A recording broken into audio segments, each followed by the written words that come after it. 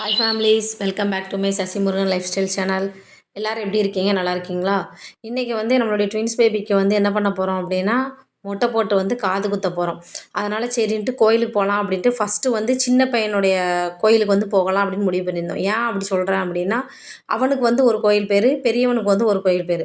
So நாங்கள் இன்றைக்கி மொட்டை போட போகிறது எங்களுடைய குலதெய்வ கோயிலுக்கு தான் நாங்கள் மொட்டை போட போகிறோம். அதனால் சரி ஃபஸ்ட்டு சின்னவனுக்கான கோயிலுக்கு போய் சாமியை கும்பிட்டுட்டு அதுக்கப்புறம் நாங்கள் குலதெய்வ கோயிலுக்கு போகலாம் அப்படின்ட்டு அங்கே போய் சாமி கும்பிட்டு கொஞ்சம் நேரம் உட்காந்துருந்து அதுக்கப்புறம் சரி கிளம்பலாம். ஏன்னா நாங்கள் அங்கே குலதெய்வ கோயிலுக்கு வர போக வேண்டியது இருக்குது அப்படின்ட்டு கிளம்பி போய்கிட்டு இருந்தோம். இங்கேருந்து அந்த இடத்துக்கு எங்கள் வீட்டுக்கு போகுது குறைஞ்சது ஒரு 6-7 கிலோமீட்டர் ஆகும்.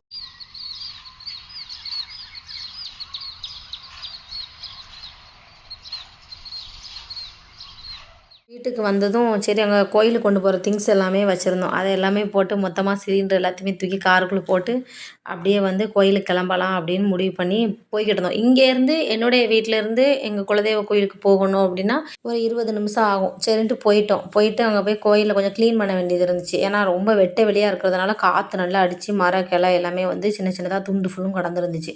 சரி அப்படின்ட்டு ஒருத்தனை தூங்க வச்சுருவோம் அப்படின்ட்டு ஒருத்தனை தூங்க வச்சுட்டேன். தூங்க வச்ச பிறகு இன்னொருத்தன் கொஞ்சம் விளையாண்டுக்கிட்டு இருந்தான். அவங்க கூட அப்படியே கொஞ்சம் நேரம் பேசிகிட்டு இருந்துட்டு மறுபடி வண்டியிலேருந்து கொண்டு வந்த பொருளை ஃபுல்லும் எடுத்து அங்கே திறனை உண்டு அந்த இடத்துல விழுத்துண்டில் வச்சாச்சு. வச்சுட்டு அதுக்கப்புறம் சரி நம்ம தூக்க ஆரம்பிப்போம் அப்படின்ட்டு நான் தூக்க ஆரம்பிச்சிட்டேன். ஏன்னா அவ்வளோ தூரத்தையும் கொஞ்சம் தூத்தோம்னா தான் ஆள்லாம் வந்தாங்க அப்படின்னா கொஞ்சம் உட்காரதுக்கும் பூஜை பண்ணி சாமி கும்பிட்றதுக்கும் கொஞ்சம் நல்லாயிருக்கும். ஏன்னா சின்ன சின்ன கல் அப்புறம் கம்பு எல்லாமே கிடக்கிறதுனால அதை கொஞ்சம் க்ளீன் பண்ணிக்கிடுவோம் அப்படின்ட்டு சுற்றி இருக்கிற எல்லா இடத்தையுமே ஓரளவு என்னால் முடிஞ்ச அளவுக்கு க்ளீன் பண்ணிட்டேன். ஏன்னா தனியாக தானே க்ளீன் பண்ணேன். ஸோ அதனால் எல்லாமே க்ளீன் பண்ணி முடிச்சுட்டு கோவிலில் உள்ள மோட்டர்லேயே தண்ணி ரெடி பிடிச்சி வச்சுக்கலாம் அப்படின்ட்டு அங்கே மோட்டரை போட்டுட்டு தண்ணி பிடிக்கிறதுக்காக வெயிட் பண்ணிக்கிட்டு இருந்தோம் எல்லாருமே. அந்த சைடு என்ன பண்ணியிருந்தாங்கன்னா எங்கள் அப்பா எல்லாருமே கொஞ்சம் ரொம்ப காற்றடிக்கி அப்படிங்கிறதுக்காக ஒரு மறைவு மாதிரி ஒரு தார்ப்பாயை கட்டிக்கிட்டு இருந்தாங்க. நான் அதுக்கப்புறம் இங்கேருந்து கொண்டு போய் நல்லா தண்ணியெல்லாம் தொளிச்சிட்டு சரி கோலம் விட ஸ்டார்ட் பண்ணுவோம் அப்படின்ட்டு எல்லா பக்கமுமே அங்கே இருக்கிற எல்லா இடத்துலையுமே நல்லா ஈரப்படுத்திட்டேன். ஏன்னா காற்றடிச்சா கொஞ்சம் நல்ல மண் அள்ளி போடாது அப்படிங்கிறதுக்காக கொஞ்சம் எல்லா இடமே நல்லா தண்ணியை தெளித்து வச்சுட்டு கோலம் போட ஸ்டார்ட் பண்ணியாச்சு. கோலம் போட்டு முடிச்சிட்டோம். ஃபஸ்ட்டு அம்மனுக்கு முன்னாடி இருக்க மட்டும் நல்ல ஒரு பெரிய கோலமா ஏதோ சிம்பிளாக, ஏன்னா நம்ம ஒத்தையில் கடந்து பார்க்குறதுனால பாயாசம் வைக்கணும், பொங்கல் வைக்கணும், அதெல்லாம் வச்சு முடித்தா தான் முட்டை போடவே ஸ்டார்ட் பண்ணுவோம் நாங்கள். அதனால் சின்ன சின்ன கோலமாக போட்டுட்டு அங்கே சாமி முன்னாடி மட்டும் ஒரு பெரிய கோலமாக போட்டு முடிச்சாச்சு. அவனுக்கு வேகன கம்மலை வச்சு சும்மா காற்றுல வச்சு காமிச்சிக்கிட்டு இருந்தேன். சரி பொங்கல் வைக்க ஸ்டார்ட் பண்ணலாம் அப்படின்ட்டு ஓலை அங்கே கிடந்துச்சு. பனை ஓலையை எடுத்துகிட்டு எங்கள் வீட்டில் அவங்கள வெட்டி விட வச்சுக்க சொன்னேன். வெட்டி வச்சதும் நானும் பொங்கல் வைக்க ஸ்டார்ட் பண்ணிட்டேன். ஸ்டார்ட் பண்ணிட்டு அவங்களுக்கு அந்த சைடு அந்த மற்ற வேலைகள்லாம் கொஞ்சம் பார்க்க வேண்டியது இருந்துச்சு. ஏன்னா சமையலுக்கான பொருள் எல்லாமே ஒன்று ஒன்று வாங்காமல் இருந்திருந்தோம் அப்படின்னா அதெல்லாம் பார்த்து வாங்கிக்கிடுவோம் அப்படின்ட்டு என்னெல்லாம் வாங்கி இருந்துச்சுன்னு பார்த்து எடுத்து வச்சுக்கிட்டு இருந்தாங்க. நான் ஒரு பக்கம் பொங்கல் வைக்க ஸ்டார்ட் பண்ணி பொங்கல் நல்லபடியாக வச்சுக்கிட்டு தான் இருந்தேன். ஏன்னா ஃபஸ்ட்டு நாங்கள் கடாயை வெட்டுறோம் அப்படிங்கிறதுனால பொங்கல் வச்சுட்டு அதுக்கப்புறம் பாயாசம் வச்சுக்கிடலாம் அப்படின்னு முடிவு பண்ணி ஃபஸ்ட்டு பொங்கல் வைக்க தான் ஸ்டார்ட் பண்ணோம். இப்போ தான் ஒவ்வொருத்தங்களாம் வர ஆரம்பித்தாங்க. இது நிறைய பேத்துக்கு சொல்லாமல் சரி சொந்தக்காரங்களுக்கும் என் கூட பிறந்தவங்க அப்புறம் என் வீட்டில் உள்ளவங்க கூட பிறந்தவங்க எல்லாத்துக்குமே சொல்லிவிட்டு சரி ஏன்னா குலதெய்வ கோயிலுக்கு எல்லாருமே கூப்பிடுவோம் அப்படிங்கிறதுனால அவங்கள மட்டும் கூப்பிட்டு சிம்பிளாக மொட்டை போட்டு காது குத்திடுவோம். நல்லா பானையும் நல்லா நிறைஞ்சி பொங்கலும் நல்லா பொங்க ஆரம்பிச்சிட்டு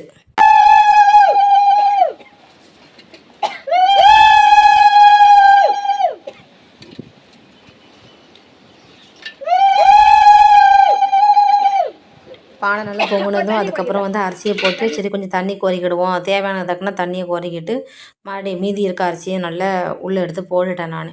போட்டு சரி பொங்கல் வச்சுக்கிட்டு இருக்கையிலே தான் இது மொட்டை போடுறவங்க வந்திருந்தாங்க.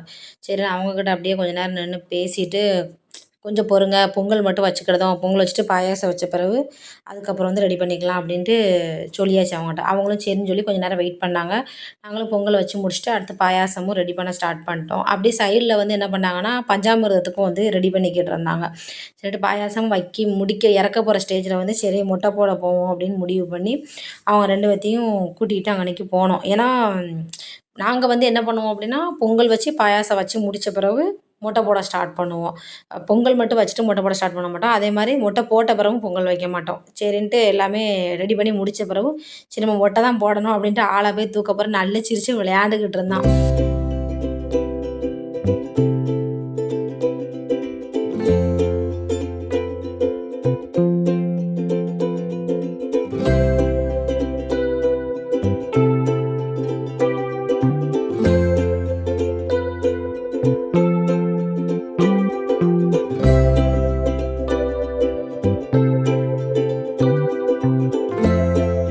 ஃபஸ்ட்டு வந்து சின்னவனுக்கு போட்டுட்டு 2வது வந்து பெரியவனுக்கு போடுவோம் அப்படின்னு முடிவு பண்ணோம். சின்னவன் பெரியவன்னா வேற ஒன்றும் இல்ல, 2 பேரும் ட்வின்ஸ் பேபி அப்படிங்கிறதுனால முதல்ல பிறந்தவனுக்கு வந்து 2வது மொட்டை போடுவோம். 2வது பிறந்தவனுக்கு வந்து ஃபஸ்ட்டு மொட்டை போடுவோம் அப்படின்ட்டு முடிவு பண்ணி மொட்டை போடுறதுக்கு வந்து ஸ்டார்ட் பண்ணியாச்சு. ரொம்ப அழுகங்க, ரொம்ப அழுதுகிட்டே இருந்தான். தேம்பி தேம்பி அழுதான். சரி இருந்தாலும் வந்து ரொம்ப ஆடாமல் அசையாமல் இருந்ததுனால கொஞ்சம் ஈஸியாகவே வந்து அவனுக்கு வந்து மொட்டை போட்டாங்க.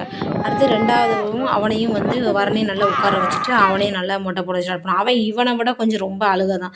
இருந்தாலும் அவனும் ரொம்ப ஆடாசையே இல்லாமல் இருந்தனால கொஞ்சம் கீறல் எதுவும் இல்லாமல் நல்லபடியாக மொட்டை போட்டு முடிச்சிட்டோம். அதுக்கடுத்து எங்கள் அண்ணன் மடியில் உட்கார வச்சு தான் மொட்டை போட்டுச்சு. அதுக்கப்புறம் அவனுக்கு ட்ரெஸ் எல்லாம் மாற்றிட்டு குளிப்பாட்டிட்டு காது குத்தலாம் அப்படின்னு முடிவு பண்ணியிருந்தேன். நல்லா தூங்கிட்டு இருந்தான் சின்னவன். அப்பவும் சரின்ட்டு அவன் தூங்குதான் அழுதாலும் பரவாயில்லன்ட்டு ஏன்னா காது குத்தி தானே ஆகணும் அப்படின்ட்டு அவனுக்கும் குத்திட்டு ஃபஸ்ட்டு பிறந்தவனுக்கும் காது குத்தி முடிச்சாச்சு.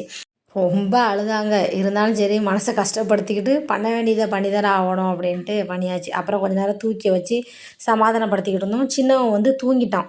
அவன் ஏற்கனவே காலையில் எந்திரிச்சவன் தூங்கவே இல்லை. இவன் இவன் வந்து என்ன பண்ணான், கொஞ்ச நேரம் தூங்கி எந்திரிச்சிருந்தான். எந்திரிச்சிருந்து அதுக்கப்புறம் தான் வந்து விளையாட ஆரம்பித்தான். அவன் வந்து காதெல்லாம் குத்தி மொட்டைலாம் போட்டு காதெல்லாம் குத்தி முடித்த பிறகு ஆள் வந்து தூங்கியாச்சு. இவனை தான் வந்து கொஞ்ச நேரம் சமாதானப்படுத்துவோம் அப்படின்னு சமாதானப்படுத்திக்கிட்டு இருந்தேன். கொஞ்சம் தேம்பி தேம்பி தான் இருந்துச்சு. இருந்தாலும் ஆட்கள் எல்லோரும் வர ஆரம்பிச்சிட்டாங்க. சரி பூஜைக்கு அடுத்து ரெடி பண்ண ஆரம்பிக்கணும் அப்படின்ட்டு பூஜைக்கு ரெடி பண்ணதுக்கு வந்து ஸ்டார்ட் பண்ணிக்கிட்டு இருந்தாங்க. நாங்கள் எல்லோரும் சொந்தக்காரங்க எல்லாருமே உட்காந்து எல்லோரும் இருந்து பேசி சிரிச்சுக்கிட்டு இருந்தோம். அது ஒரு ஜாலியாக நல்லா தாங்க இருந்துச்சு. அங்கேயே இருந்து அப்படியே சமைச்சு சாப்பிட்டு எல்லாமே பண்ணுறது நல்லா தான் இருந்துச்சு. அப்படியே பூஜைக்கு ரெடி பண்ணிக்கிட்டு இருந்தாங்க. அப்படியே அதையும் கவர் பண்ணிக்கிடுவோம் அப்படின்ட்டு கவர் பண்ணிக்கிட்டு இருந்தேன். இது என்ன கோயில் அப்படின்னா, என்னுடைய ஹஸ்பண்டுக்கு வந்து குலதெய்வ கோயில். நாங்களும் இந்த ஊர் தான். ஸோ நாங்களும் இந்த கோயிலுக்கு வந்து வந்திருக்கேன். இதில என்ன அப்படின்னா, இந்த அம்மன் பேர் வந்து வனப்பேச்சி அம்மன். பிள்ளையாரும் வனப்பேச்சி அம்மனும் இருக்கும். அங்கே சைடில் வந்து சுடலை, கருப்பசாமி, பிரம்மாச்சி அப்படின்னு எல்லாருமே இருப்பாங்க. நாங்கள் வந்து எல்லாத்துக்குமே வந்து பூஜைக்கான எல்லாமே வந்து ரெடி பண்ண ஆரம்பிச்சுட்டாங்க. ரெடி பண்ணி முடிச்சதுமே வந்து கொஞ்ச நேரம் வந்து அவன் அப்பாட்ட வந்து விளையாண்டுக்கிட்டு இருந்தான் இவன். அப்படியே அதையும் கொஞ்சம் எடுப்போம் அப்படின்ட்டு எடுத்திருந்தேன். விளையாண்டுக்கிட்டு இருந்தான். கொஞ்ச நேரம் அப்படியே சிரிச்சு சிரிச்சு எல்லாத்துட்டையுமே இருந்தான். கடைசியில தூக்கமும் வந்துட்டு ஆளுக்கு. அப்புறம் வந்து பூஜையும் ஸ்டார்ட் ஆயிட்டு.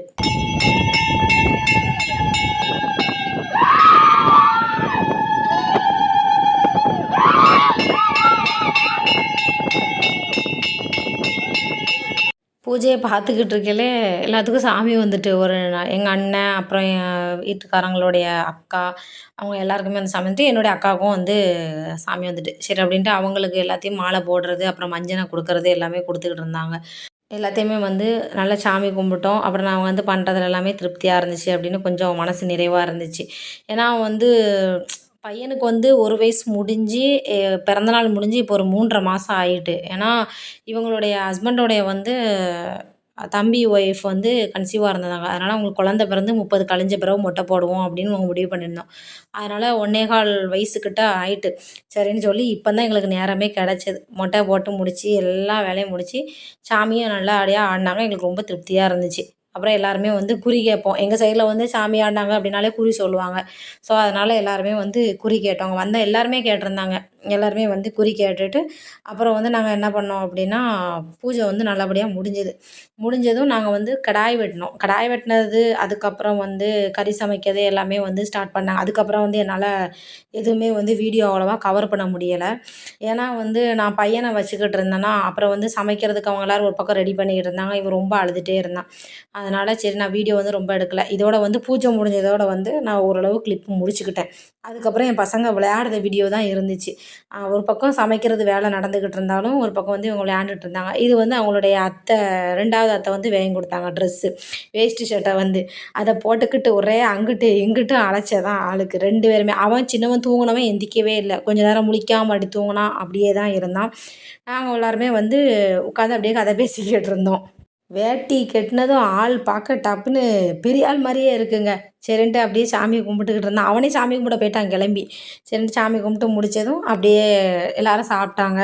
சாப்பிட்டுட்டு எல்லா வேலையுமே முடிஞ்சது. எல்லாருமே வந்து வீட்டுக்கு கிளம்பிட்டாங்க. நாங்கள் அதுக்கப்புறம் எல்லாமே வந்து சாயந்தரம் பொழுது ஆயிட்டு. ஒரு 6 மணிக்கு மேலே ஆயிட்டு. சரின்ட்டு எல்லோரும் கிளம்புன பிறகு உங்களுக்கு ஒரே விளையாட்டு தான் 2 பேத்துக்குமே. எல்லோரும் போன பிறகு. சரி வேட்டி கட்டு நடந்து ஆள் போய்க்கிட்டு இருக்கு. இந்த அழகா வீடியோ எடுத்து வைப்போம் அப்படின்ட்டு அதையும் வீடியோ எடுத்து வச்சிருந்தேன். இந்த வீடியோ பிடிச்சிருந்துச்சு அப்படின்னா லைக் பண்ணுங்கள், ஷேர் பண்ணுங்கள். என் சேனலை சப்ஸ்கிரைப் பண்ண மறந்துடாதீங்க. Okay bye.